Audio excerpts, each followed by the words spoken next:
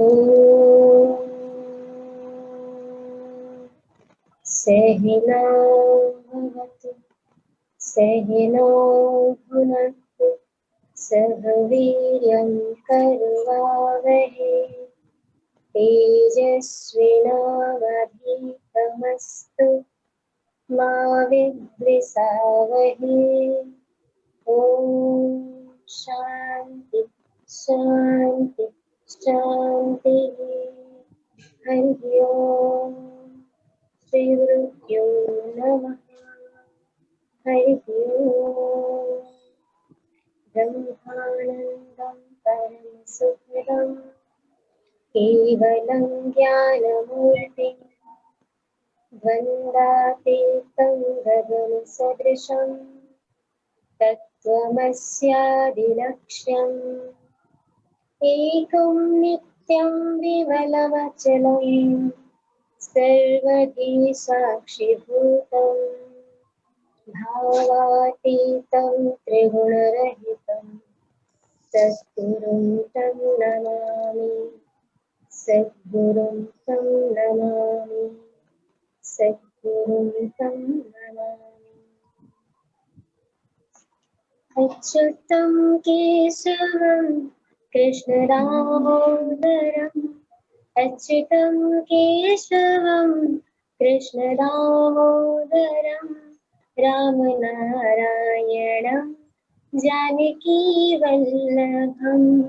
रामनारायणं जानकीवल्लभं। कौन कहते हैं भगवान आते नहीं, कौन कहते हैं भगवान आते नहीं, तुम मीरा के जैसे बुलाते नहीं। अच्युतं केशवं कृष्ण दामोदरं रामनारायणं जानकी वल्लभं। कौन कहता है भगवान सोते नहीं, कौन कहते हैं भगवान सोते नहीं, माँ यशोदा की जैसे सुलाते नहीं, माँ यशोदा की जैसे सुलाते नहीं। अच्युतं केशवं कृष्ण दामोदरं रामनारायणं जानकी वल्लभं। कौन कहते हैं भगवान आते नहीं, कौन कहते हैं भगवान आते नहीं, बेर सबरी की जैसे खिलाते नहीं, बेर सबरी की जैसे खिलाते नहीं। अच्युतं केशवं कृष्ण दामोदरं अच्युतं केशवं कृष्ण दामोदरं रामनारायणं जानकी वल्लभं रामनारायणं जानकी वल्लभं रामनारायणं जानकी वल्लभं। हरिओम। हरिओम, थैंक यू। हरिओम अनुश्री जी, आपका स्वागत है। अनुश्री जी ने एमए किया है, बीएड भी किया है और ये विद्या भारती चिन्मय विद्यालय में वरिष्ठ माध्यमिक अंग्रेजी शिक्षक हैं और 10 साल से वहाँ शिक्षिका रही हैं और जैसे शांति अम्मा ने अभी बताया वो उसी स्कूल के छात्र भी रह चुकी हैं और पिछले 2 वर्षों से वह विद्या भारती चिन्मय विद्यालय जो जमशेदपुर में है वहां पर सीवीपी के समन्वयक के रूप में भी कार्य कर रही हैं। उन्हें 2018 में सीवीपी के लिए मास्टर ट्रेनर के रूप में चुना गया था एजुकेशन सेल से। सो स्वागत है and please take over Anushree ji. हरिओम। हरिओम मीना अम्मा, हरिओम Shanti Amma. Let me share the screen now. हरिओम आप सबको। चलिए, जैसे स्क्रीन शेयर होता है उससे पहले मैं कुछ सवाल आपसे जल्दी जल्दी पूछ लेती हूँ, आप मुझसे भी बातें करेंगे।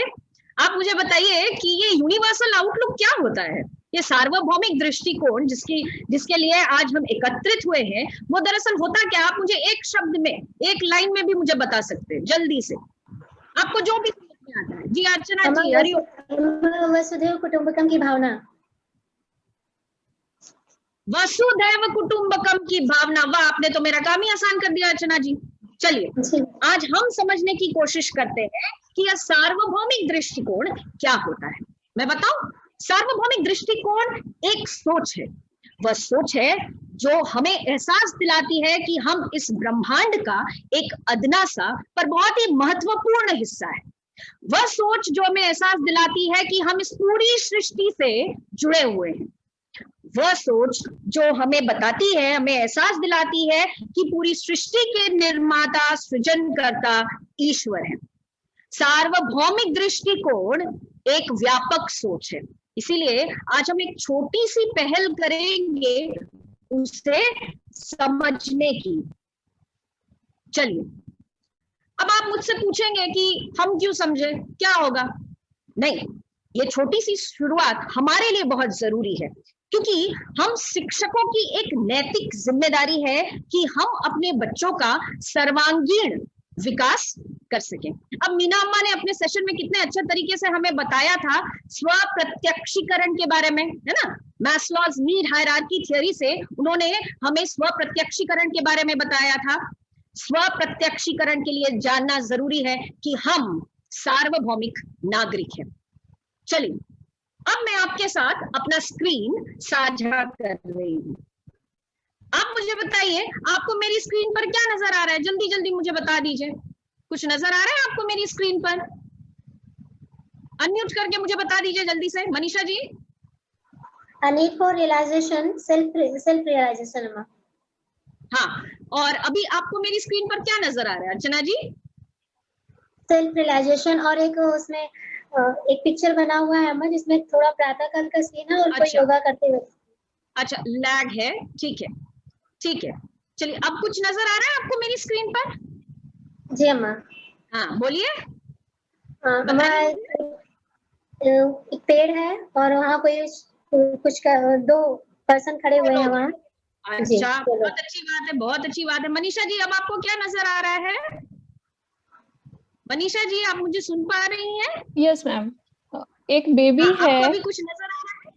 यस मैम, एक बेबी है और एक दूसरा पर्सन है जो पेड़ को मतलब मेरे ख्याल से उखाड़ने की कोशिश कर रहा है, फोल्ड कर रहा है, उखाड़ने की कोशिश कर रहा है। अच्छा, बहुत अच्छे। अब कुछ नजर आ रहा है? प्रभा जी, प्रभा जी, आप मुझे सुन पा रही हैं? जी जी, बताइए। हरिओम। हरिओम। ये यहाँ खड़े होकर ये मना करने की कोशिश कर रहा है, मना करने की कोशिश कर रहा है। चलिए, अब आपके सामने एक तस्वीर आई।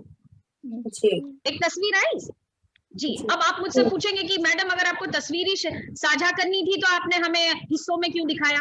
नहीं, तो पहले मैं आपको बता देती हूँ, यह तस्वीर एक विश्व प्रसिद्ध चित्र है जिसमें सूत्रधार पासनवीर हमें एक कहानी बता रहे हैं। ठीक है, अब प्रश्न ये है कि मैंने आपको तस्वीर को हिस्सों में क्यों दिखाया, तो मैं आपको बताती हूँ।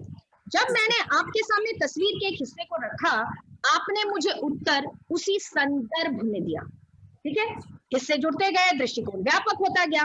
जब हमने कोशिश की कि हम सूक्ष्म से सूक्ष्म गतिविधियों को बारीकी से समझे, हमारा दृष्टिकोण व्यापक होता गया। एक शिक्षक होने के नाते हमें निरंतर यही प्रयत्न करना है कि हमारे बच्चे सूक्ष्म से सूक्ष्म बारीकियों को समझे, सार्वभौमिक दृष्टिकोण को अपनाएं और इस ब्रह्मांड के साथ एक सामंजस्य स्थापित कर। चलिए, अब समझते हैं कि ये सार्वभौमिक दृष्टिकोण क्या है। सार्वभौमिक दृष्टिकोण का संदर्भ वैश्विक मुद्दों से है। उन मुद्दों के प्रति संवेदनशीलता और प्रतिबद्धता ही हमारी नैतिक जिम्मेदारी है। चलिए, मैंने स्क्रीन साझा कर दिया फिर से। आपको कुछ नजर आ रहा है इस वक्त? कुछ दिख रहा है आपको? जी माँ, कुछ दिख रहा है? अर्चना जी अपना सर हिला रही है, पूछिए, बताइए क्या दिख रहा है आपको? हमारे एक स्क्रीन पर छोटा सा प्रश्न चिन्ह भी डाल दिया जी। हमारे एक छोटा सा चिड़िया का बच्चा है और एक में चिड़िया का घोंसला है। चिड़िया है, चिड़िया का घोंसला है। अरे वाह, बहुत अच्छा। ठीक है, इस स्लाइड पर हम फिर से वापस आएंगे। चलिए, उससे पहले हम 3 श्रेणियों के मनुष्यों को समझने की कोशिश करते हैं। पहला है प्रकृत पुरुष, दूसरा है विकृत पुरुष, तीसरा है संस्कृत पुरुष। मैं आसान कर देती हूँ। अमूमन हम देखते रहते हैं सड़क दुर्घटनाएं तो होती रहती है। जब कोई सड़क दुर्घटना होती है तब होता यह है कि कुछ लोग जो है उन्हें कोई फर्क नहीं पड़ता, वो चले जाते हैं। ऐसे लोग जो होते हैं ना, वो प्रकृत पुरुष होते हैं, अनअवेयर, दे डोंट केयर, उन्हें कोई फर्क नहीं पड़ता कि क्या हुआ क्या नहीं हुआ। दूसरे किस्म के लोग होते हैं जिन्हें पता तो है, वो पता करने की कोशिश जरूर करते हैं कि क्या हो गया सड़क पर, कोशिश करते हैं, पर उन्हें कुछ करना पड़ेगा कानूनी। मैं तो घर जाऊंगा, अपना टीवी सीरियल देखूंगा, खुश रहूंगा, मस्त रहूंगा, है ना। ऐसे लोग होते हैं विकृत पुरुष। They are aware but they don't care, उन्हें कोई फर्क नहीं पड़ता, वो जागरूक है। तीसरे श्रेणी पर आते हैं संस्कृत पुरुष। आपने देखा होगा कुछ लोग ऐसे होते हैं जो वहां खड़े होते हैं, पूछते हैं, उन्हें पता है वहां एक चोटिल मनुष्य है, उन्हें पता है कि उन्हें तुरंत उसे अस्पताल ले जाना चाहिए, वो उसे अस्पताल ले जाते हैं, और वहां अस्पताल से चले नहीं जाते, वहां वो रुकते हैं तब तक जब तक उस चोटिल इंसान के घर वाले वहां न पहुंच जाए। ऐसे लोग होते हैं संस्कृत पुरुष। हमें अपने बच्चों को इस श्रेणी में लाकर खड़ा करना है, उन्हें भावनात्मक रूप से श्रेष्ठ बनाना है। से अच्छा मध्यम हो ही नहीं सकता, ठीक है। मैं वापस जाती हूँ। देखिए, हमने देखा था एक चिड़िया एक घोंसला है, हो सकता है एक चिड़िया नवजात हो, गिर गई हो अपने घोंसले से। हम में से कुछ ऐसे लोग होंगे जो शायद कोशिश करेंगे कि इस चिड़िया को उठाकर उसके घोंसले पर रख देने की। अगर हम ऐसा करते हैं तो हम अपने आप को संस्कृत पुरुष की श्रेणी में देख सकते हैं। लेकिन ये भावनात्मक विकास हमें अपने बच्चों में लाना होगा। चलिए, अब समझते हैं घटकों को, सार्वभौमिक दृष्टिकोण के घटकों को। पहला है कनेक्शन यानी संबंध, दूसरा है पर्सपेक्टिव यानी परिप्रेक्ष्य। अब ये संबंध क्या है ना। पर इससे पहले मैं आपको बताती हूँ कि कनेक्शन यानी संबंध को समझना क्यों जरूरी है। जब बच्चा इस पृथ्वी पर आता है तो सबसे पहले अपनी माँ से जुड़ा होता है, ठीक है। वो धीरे धीरे बड़ा होता है, उसे पता चलता है कि ये उसका परिवार है, तो परिवार से जुड़ाव महसूस करता है, और बड़ा होता है देश से जुड़ाव महसूस करता है, और बड़ा होता है तो अब हमारी नैतिक जिम्मेदारी बढ़ जाती है कि उसे वैश्विक मुद्दों से अवगत कराए, उसे अपनी सार्वभौमिक नागरिकता के बारे में बताए, ठीक है। ऐसे में हमारी नैतिक जिम्मेदारी, मैं बार बार कह रही हूँ, यही बात हमें विश्वरूप सर ने हमारे पहले सत्र में कही थी कि हमारी नैतिक जिम्मेदारी बहुत बड़ी है और ये हमें समझना होगा। अब आप मुझे बताइए कि आप मेरी स्क्रीन पर क्या देख पा रहे हैं, और चलिए आप मुझे ये बताइए कि आप इनमें से किसके साथ सबसे ज्यादा कनेक्ट कर पा रहे हैं, जल्दी से मुझे बता दीजिए। फैमिली के साथ। अब मैंने सोचा था आप मुझे क्रिकेट बताएंगे, कोई नहीं है क्रिकेट फैन यहाँ पर। अच्छा ठीक है, कोई बात नहीं, लेकिन हम इस बात को नकार तो नहीं सकते ना कि ये सब हमारे सार्वभौमिक अस्तित्व का हिस्सा है, चाहे वो फैमिली हो, नेचर हो, क्रिकेट हो, वाइल्ड लाइफ हो, ये सब हमारे सार्वभौमिक अस्तित्व का एक हिस्सा है। चलते हैं सार्वभौमिक दृष्टिकोण के कुछ और पहलुओं पर। पहला है the child as a citizen of the world, दूसरा है हार्मनी इन क्रिएशन यानी सृजन में सामंजस्य, child's relationship with God as a universal force यानी भगवान एक सार्वभौमिक शक्ति के रूप में, ठीक है। अब हमारा ध्येय क्या है? हमारा ध्येय है बच्चे को यह समझाना कि सारा विश्व एक परिवार है। अर्चना जी ने पहले कह दिया वसुधैव कुटुंबकम, सारा विश्व एक परिवार है और ये सिखाने की जिम्मेदारी हम पर है। चलिए पहले घटक को समझते हैं, the child as a citizen of the world. अब कल कितने अच्छे तरीके से राजेश्वरी अम्मा ने हमें समझाया था कि हमें अपने भारतीय होने पर गर्व है। तो अगर मैं कक्षा में जाऊं और पूछूं क्या तुम्हें गर्व है कि तुम भारतीय हो, तो बच्चा कहेगा हाँ मैं तो बहुत गौरवान्वित महसूस करता हूं, ठीक है। अगर हम उससे जाके पूछे अच्छा तो तुम तुम्हें क्या लगता है तुम सार्वभौमिक नागरिक हो? वो बोलेगा है ये तो मुझे पता ही नहीं, मुझे तो टीचर ने बताया नहीं। तो अब वो जिम्मेदारी फिर हम पर मर देता है, हमें बताना है उसे ना कि वो सार्वभौमिक नागरिक भी है। अब सवाल ये है कि हम एहसास कैसे दिलाएं। इसके 3 तरीके हो सकते हैं, गौर फरमाइएगा। हमारे बच्चों को भिन्नताओं की समझ होनी चाहिए और उनका आदर करना सीखना चाहिए। हमें अपने बच्चों को दूसरों की सांस्कृतिक विशिष्टताओं को अपनाने के लिए प्रेरित करना होगा। किसी भी व्यक्ति को बिना जाने उसे आंकना नहीं चाहिए। मुझे याद है जब मैं छोटी थी तब हमारी शिक्षिका कहती थी कि पेन फ्रेंड्स को चिट्ठियां लिखो। इससे क्या होगा? पेन फ्रेंड्स को जब हम चिट्ठी लिखेंगे तब ये होगा कि हम उनसे आदान प्रदान करेंगे, हम अपनी बातें कहेंगे, वो अपनी बातें कहेगा, हम अपने देश के बारे में कहेंगे, वो अपने देश के बारे में कहेगा। इससे क्या होगा? हमें उनकी देश की विशिष्टताओं की समझ हो जाएगी, उसे हमारे देश की विशिष्टताओं की समझ हो जाएगी, हम एक दूसरे का आदर करेंगे, सम्मान करेंगे, है ना? बहुत अच्छी बात। तो इसलिए हमारी शिक्षिका हमसे कहती थी कि पेन फ्रेंड्स बनाओ। देखिए कितनी अच्छी बात है ना? अब आगे बढ़ते हैं। कुछ तथ्य हैं तो मैं आपके सामने रखना चाहती हूँ, ठीक है? अब 2 से 5 वर्ष के बीच बच्चा लिंग भेद, जाति भेद, रंग भेद, शारीरिक विकलांगताओं को समझने लगता है और कुछ हद तक आत्मसात भी कर चुका होता है अपने पारिवारिक और सामाजिक पृष्ठभूमि की वजह से। आपको याद होगा विश्वरूप सर ने भी हमें कहा था कि 5 साल तक पर्सनालिटी डेवलपमेंट हो जाता है, उसके साथ साथ वो रंग भेद, जाति भेद, लिंग भेद, शारीरिक विकलांगताओं के बारे में भी जान जाता है। कहते हैं education is a process of learning, unlearning, relearning. हमें उसे कुछ बातें सिखानी है और कुछ बातें भूल जाने पर मजबूर करना है। शायद इसीलिए एंटिस्थेनिस कहते हैं the most useful piece of learning for the users of life is to unlearn what is untrue. बच्चे को बताना है हमें कि भेदभाव की भावना गलत है और इसलिए हमें तरीके ढूंढने होंगे उनके मन से भेदभाव को दूर करने के। इसके लिए हम क्या करें? इसके लिए हम कुछ एक्टिविटीज करवा सकते हैं। चलिए फटाफट कुछ एक्टिविटीज देख लेते हैं। देखिए मैंने लिखा है स्किन कलर मैचअप्स। हम ऐसा कर सकते हैं कि बच्चों से कह सकते हैं कि बच्चों रंग बिरंगे मोजे हाथ में पहनकर आओ, कुछ लेकर आओ, ठीक है? आज हम रंगों के बारे में बात करेंगे। तो क्या होगा? इससे बच्चा हर एक रंग की खूबसूरती के बारे में सीखेगा, समझेगा, बोलेगा, सम्मान करेगा, आदर करेगा। तो अगर उसके बगल में बैठा हुआ बच्चा किसी और रंग का है वो भेदभाव नहीं सीखेगा क्योंकि वो जान चुका है कि हर एक रंग खूबसूरत है। हमें अपने बच्चों को यह बताना है कि रंग और लंबाई ईश्वर की देन होती है, इस पर घमंड नहीं करना चाहिए, इसके बारे में दुखी भी नहीं होना चाहिए। देखिए इस एक्टिविटी के थ्रू हम ये चीजें कितनी आसानी से बता सकते हैं।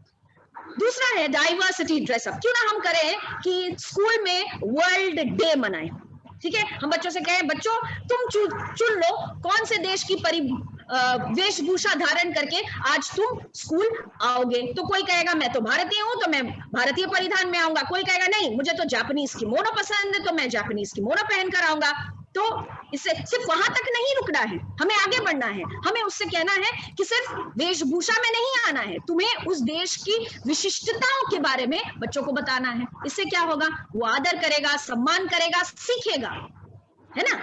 अब चलते हैं संगीत की ओर। संगीत की कोई भाषा नहीं होती। देखिए मैंने आपके सामने एक स्लाइड रखा है, आप देख रहे हैं कौन है? एक है हमारे पंडित रविशंकर जी और दूसरे हैं जॉर्ज हैरिसन। एक है उच्चांग संगीत के कर्णधार और दूसरे हैं जॉर्ज हैरिसन, बीटल्स के प्रख्यात सिंगर, है ना? आपको पता है जॉर्ज हैरिसन ने पंडित जी के बारे में क्या कहा था? उन्होंने कहा था पंडित जी विश्व संगीत के देव पिता हैं। कितनी बड़ी बात कही उन्होंने। देखिए उन्होंने कहा कि पंडित जी विश्व संगीत के देव पिता। उन्होंने ये नहीं कहा कि वो भारतीय संगीत के देव पिता हैं। ये हमारे लिए और गौरव की बात है कि पंडित जी विश्व संगीत के देव पिता है, ठीक है? चलिए संगीत तो एक माध्यम है लेकिन हमें तो कुछ मुद्दे बताने हैं बच्चों को ना, वैश्विक मुद्दे जिनसे वो कनेक्ट कर पाए। आप स्लाइड देख पा रहे हैं मेरा? अब आप मुझे बताइए कि पहला चित्र क्या कहता है, किस वैश्विक मुद्दे की बात कर रहा है? कोई भी मुझे एक बार बता दीजिए। पहला चित्र, जहां कबूतर है, स्वतंत्रता है, हम स्वतंत्रता नहीं, वैश्विक मुद्दे की बात मैं कर रही हूँ, वर्ल्ड पीस की बात कर रही हूँ। दूसरा स्लाइड जो है वो पॉवर्टी के बारे में बात कर रहा है। तीसरा लिटरेसी की बात कर रहा है, इलिटरेसी की बात कर रहा है। चौथा नेचुरल कंजर्वेशन की बात कर रहा है, और पांचवा जो है जनसंख्या वृद्धि की बात कर रहा है। तो अगर मैं आपसे पूछूं, हमने तो बता दिया वैश्विक मुद्दों के बारे में बच्चों को। मान लीजिए मैं तो भाषा की शिक्षिका हूं, अब मुझे जो है मेरी तो नैतिक जिम्मेदारी है ना कि बच्चों को गरीबी के बारे में ज्यादा बताऊं। तो मैं क्या करूं, मैं कक्षा में जाकर बोल दूं, चलो बच्चों आज निबंध लिखो 200 शब्दों में कि गरीबी क्या होती है। बच्चा कुछ नहीं समझेगा, उसे एहसास कुछ नहीं होगा, वो लिख देगा। क्या वो काफी है? बिल्कुल नहीं।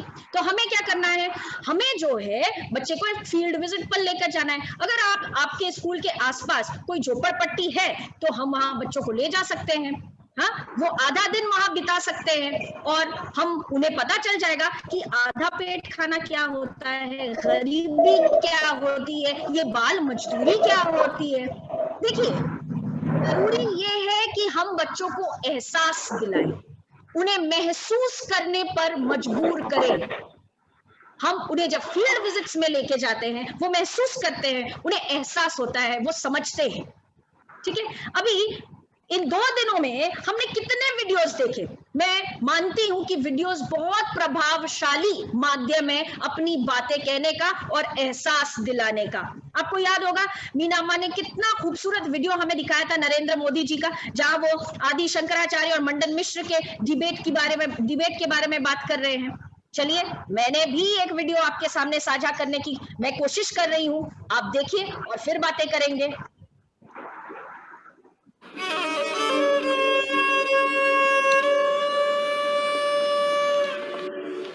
निकले जो तुम आज घर से फरमाइशों की फेहरिस्त साथ लेके, बटुए में बंद करके वो नोट 1000, तुम निकले भरी दोपहरी खरीदने बाजार।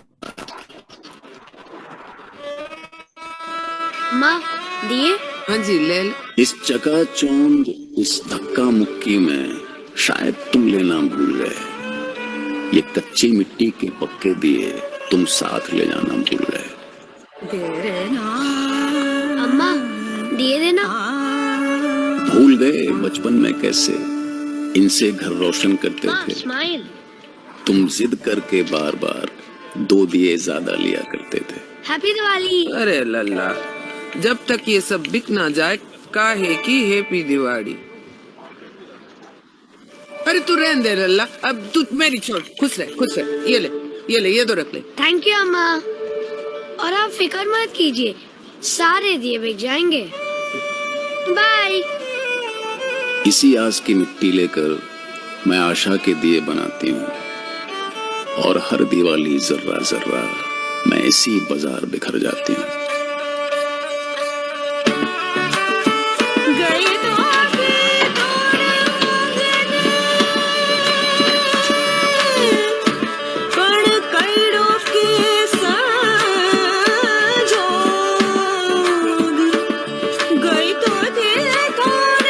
अरसे बाद वो आज फिर यहाँ आया है।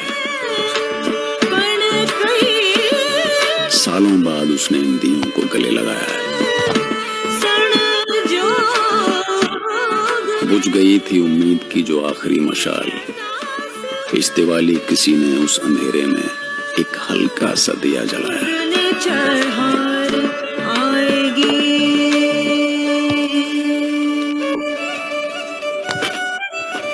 अम्मा दिए? अरे अब एक भी दिए ना बच्चे लल्ला। कहा था ना अम्मा, सारे दिए बिक जाएंगे।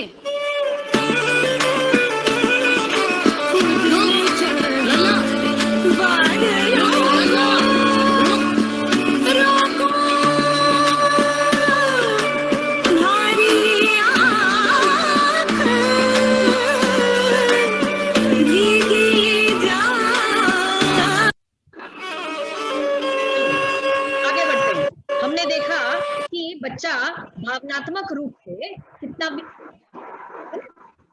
स्वामी जी कितनी अच्छी बात कहते हैं, silently hear everyone, accept what is good, reject and forget what is not, this is intelligent living. कहते हैं ना, बच्चे तो बड़ों से ही सीखते हैं, तो हमें भी तो अपनी वाणी में संयम रखना होगा, उनसे भेदभाव की बातें नहीं करनी चाहिए हमें। स्वामी जी की कथन पर मैं और थोड़ा गौर करूं तो मुझे पता चलता है कि स्वामी जी तो दरअसल राजहंस का उदाहरण प्रस्तुत कर रहे हैं। आपको पता है ना, राजहंस जो है वो सृष्टि का श्रेष्ठ सृजन है, जिसे हम सीख पाते हैं कि हमें क्या लेना है और क्या नहीं लेना है ना। आगे बढ़ते हैं दूसरे घटक की ओर। अब हम बात करेंगे सृजन में सामंजस्य की। आपके सामने एक चित्र है, ये चित्र है एक परितंत्र का, इकोसिस्टम का, है ना। यहाँ पक्षियां भी है, तितलियां भी हैं, एक मकड़ा भी है शायद, है ना। लेकिन यह चित्र हमारे परितंत्र को दर्शाती है, हमें याद दिलाती है कि दुनिया के अनगिनत प्राणियों की गिनती में कुछ प्राणी सूचीबद्ध है और कुछ नहीं है, फिर भी हमारा परितंत्र उन सभी से बनता है। परितंत्र में सब एक समान होते हैं, किसी का वर्चस्व नहीं होता है। यही बात हमें अपने बच्चों को समझानी है। देखिए, अगर साइंस की कक्षा है तो हम ये बहुत खूबसूरत एक एक्टिविटी करवा सकते हैं, ठीक है। क्या एक्टिविटी है? हम कह सकते हैं कि बच्चों ये बताओ कि मानव शरीर और ब्रह्मांड में क्या समानताएं हैं। हाँ, बच्चा सोचेगा और पता है क्या कहेगा? शायद कुछ बच्चे आपसे ये कहे कि दोनों में जीवन है मैडम, सभी घटक परस्पर निर्भर होते हैं, सारे हिस्सों की अपनी भूमिका है, योगदान है, ताकि पूरी प्रणाली सुचारू रूप से काम कर सके। एक भी हिस्सा हड़ताल पर गया तो हम तो काम से गए। मस्तिष्क मानव शरीर का होता है, जबकि सौर मंडल का मस्तिष्क सूर्य होता है। हम ये एक्टिविटी क्लास में करवा सकते हैं, बच्चे कर सकते हैं और कितना कुछ अपने आप ही समझ सकते हैं, है ना। चलिए, ये एक सिद्धांत है, द बटरफ्लाई इफेक्ट। इसे जरा समझने की कोशिश करते हैं। बटरफ्लाई इफेक्ट एक सिद्धांत है जो कहता है कि जटिल पद्धतियां जैसे मौसम इत्यादि में छोटी सी घटना का बहुत गंभीर परिणाम हो सकता है। इस सिद्धांत का नाम ऐसे आया कि अगर कोई तितली किसी जगह पर फड़फड़ाती है तो वह किसी दूसरे जगह तूफान को जन्म दे सकती है। आपको पता है, कहीं अगर ग्लेशियर्स यानी हिमनद पिघल जाते हैं, उसकी वजह से भी भारत में चीजों के जो मूल्य है वो बढ़ सकते हैं। यही तो है सृजन में सामंजस्य। कितनी अच्छी बात है ना। देखिए, आपके सामने 3 तस्वीरें हैं, गौर कीजिएगा, 3 तस्वीरें आपके सामने। हाँ, मैं बता देती हूँ, पहली जो तस्वीर है वो अंटार्कटिका की है, जहां पर एक क्रैब ईटर सील, वो एक प्रजाति है सील का, वो जो है बड़े मजे में धूप सेक रहा है। दूसरी शायद अमेरिका की है, जहां पे एक प्राणी वो भी धूप सेक रहा है। तीसरा एक मानव है, वो भी धूप सेक रहा है। प्रवृत्तियां समान होती है सबकी, है ना। Everything does connect irrespective of the species, the place, the climatic conditions. प्रवृत्तियां समान है, यही तो है सृजन में सामंजस्य। देखिए, एक खूबसूरत सी तस्वीर आपके सामने है, और मुझे इस तस्वीर को देखकर Newton's 3rd law of motion की याद आ गई। क्यों? क्योंकि न्यूटन कहते हैं कि every action has an equal and opposite reaction. यही तो हमने किया है। औद्योगिकरण, वनोन्मूलन, जनसंख्या वृद्धि, यह तस्वीर आपको नहीं लगता मानव के संकीर्ण सोच का एक उदाहरण प्रस्तुत करती है? हाँ, हमारी नैतिक जिम्मेदारी क्या है कि हम स्वच्छ पर्यावरण अपनी आने वाली पीढ़ी को उपहार में दें। अब ये तो बड़ा मुश्किल काम नजर आ रहा है, बहुत मुश्किल है। तब हम क्या करें? छोड़ दें? नहीं, हम शिक्षक हैं, हम ऐसे नहीं छोड़ सकते। तो हमें क्या करना चाहिए? हमें उन्हें जागरूक बनाने की कोशिश करनी चाहिए, उन्हें एहसास दिलाए कि हमने जो गलती की वो गलती वो ना दोहराए, है ना। चलिए, इसी बात पर एक और वीडियो देखते हैं और फिर आगे बढ़ेंगे।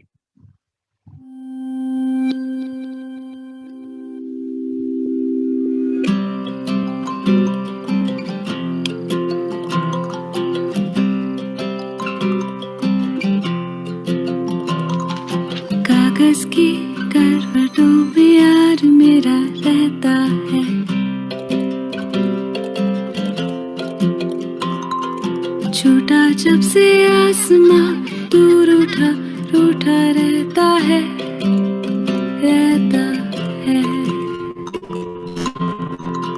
उतारे आसमां के मेरे प्यारे आसमां के उतारे आसमां के मेरे प्यारे आसमां के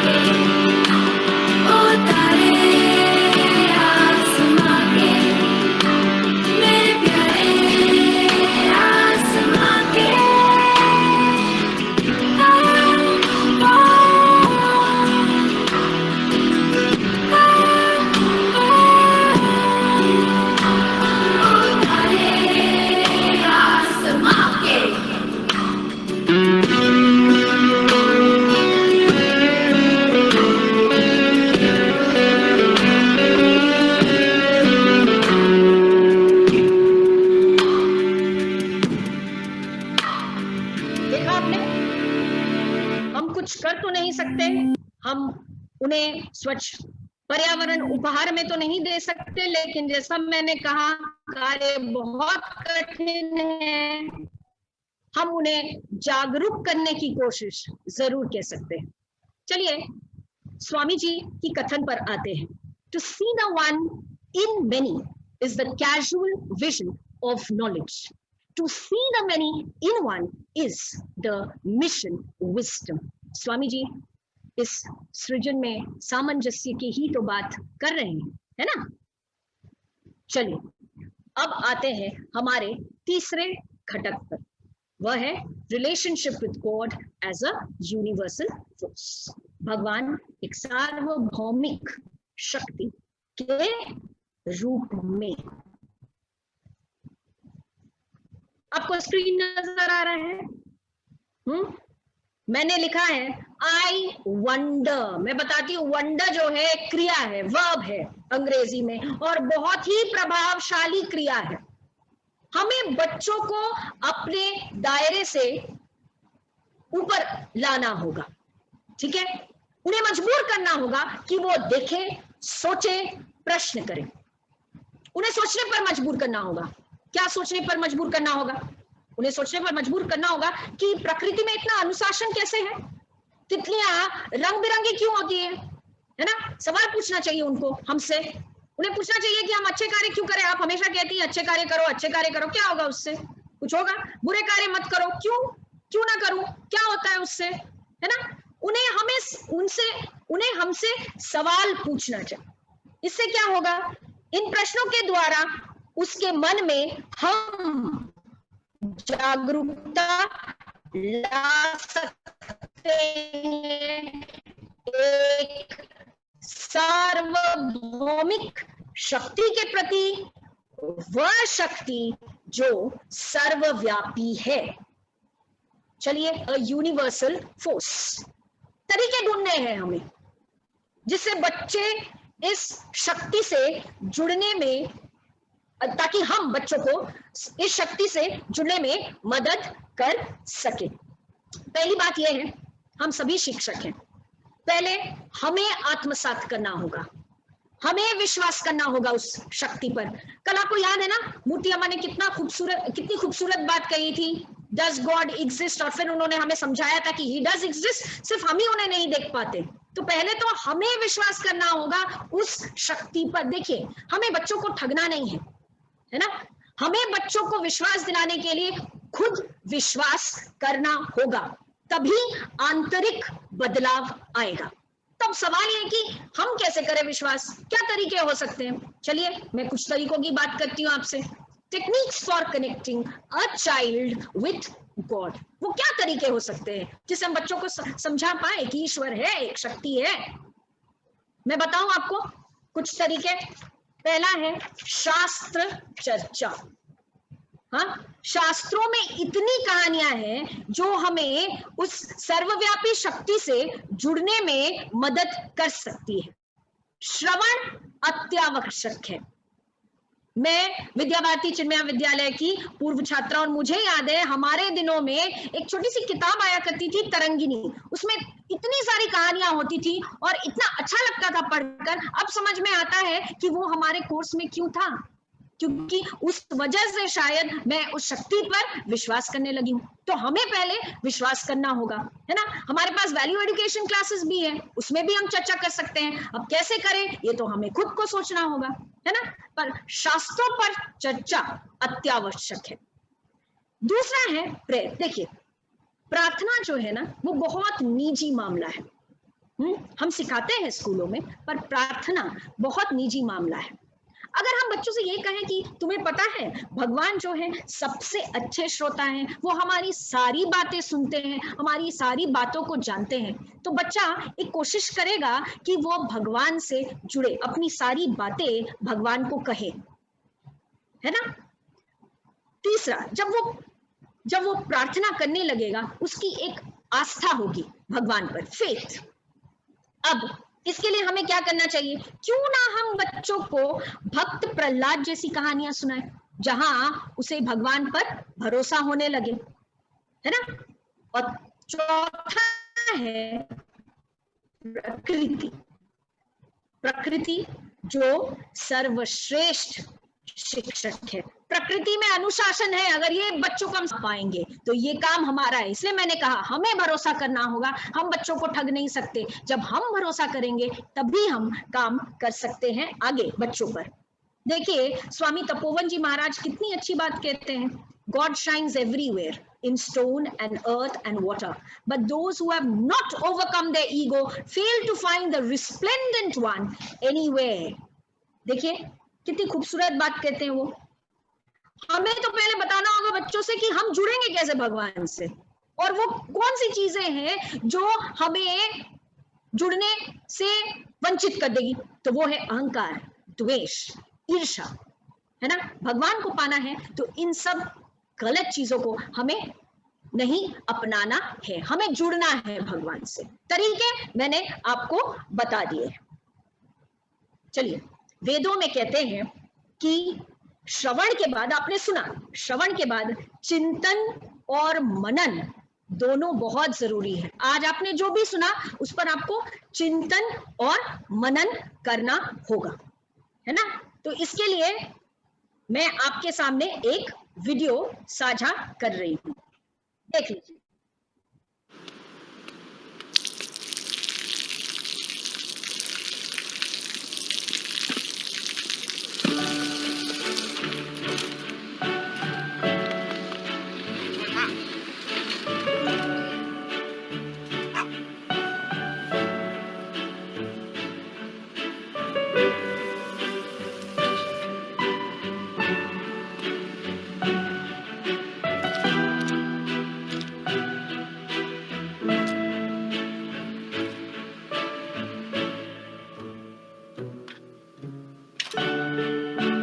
เขาจะได้อะไรถ้าเขาทำแบบนี้ทุกวัน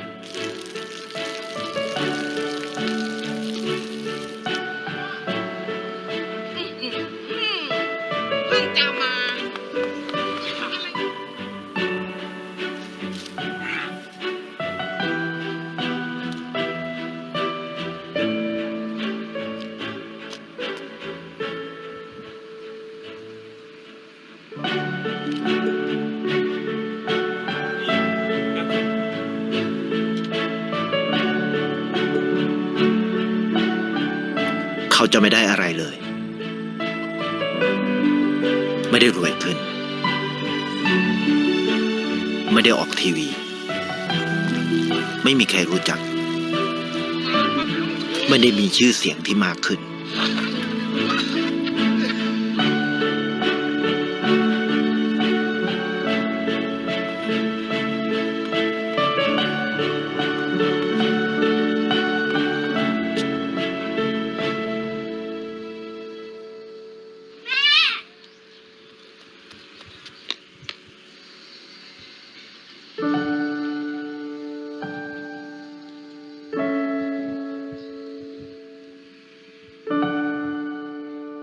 เพราะสิ่งที่เขาได้ คือได้แค่ความรู้สึก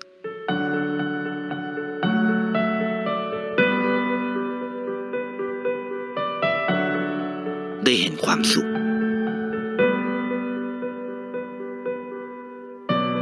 ได้เข้าใจ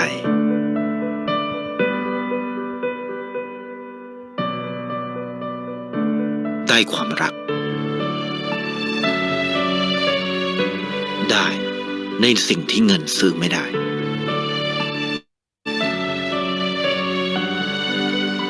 ได้โลกที่สวยงามกว่าเดิม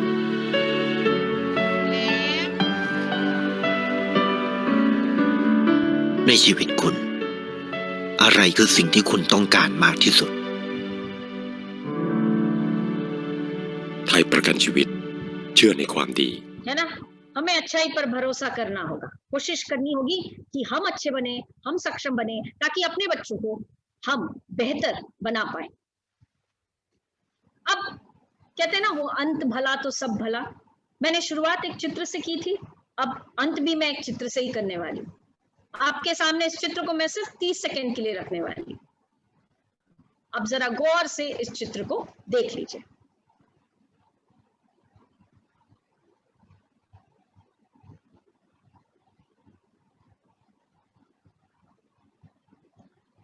चलिए अब फोकस करते हैं, समझने की कोशिश करते हैं। देखिए शायद हम चित्र को देख रहे थे तब हम में से कुछ लोगों ने गौर किया होगा कि वहां कुछ हॉस्काट्स थे, कुछ लोगों ने नहीं किया होगा। कुछ लोगों ने गौर किया होगा कि वहां उस संरचना के सामने कुछ लोग थे, है ना। कुछ लोगों ने गौर किया होगा उस टावर को, उस संरचना को बड़े गौर से, कुछ लोगों ने नहीं किया होगा। और यहाँ एक कंस्ट्रक्शन काम का कार्य भी चल रहा है, कुछ लोगों ने गौर किया होगा, कुछ लोगों ने गौर नहीं किया होगा। अब मैं आपको बताती हूं कि चित्र छोटे छोटे हिस्सों से ही परिपूर्ण हुआ है। चित्र महत्वपूर्ण अंशों से बना है। हमने जिन पर फोकस किया, हमने उतनों को ही जाना, उतनी ही बातें जानी। तो हम हमारे बच्चों के साथ एक छोटी सी एक्टिविटी करवा सकते हैं। आप देख रहे हैं मेरी स्क्रीन पर मैंने एक टूल रखा है। हम इस टूल को बहुत कई बार यूज करते हैं, जब हम लैपटॉप पर होते हैं, जब हम मोबाइल में होते हैं। इसे कहते हैं जूम इन। हमें क्या करना है, हमें अपने बच्चों को कहना है कि zoom in, let us zoom in and connect with the universe in amazing ways. हम जूम इन करते हैं और जुड़ते हैं ब्रह्मांड से, क्योंकि सार्वभौमिक दृष्टिकोण हमें सिखाता है कि हम ब्रह्मांड को नए तरीकों से देखें। एल्बर्ट आइंस्टाइन कहते हैं we must learn to see the world undue.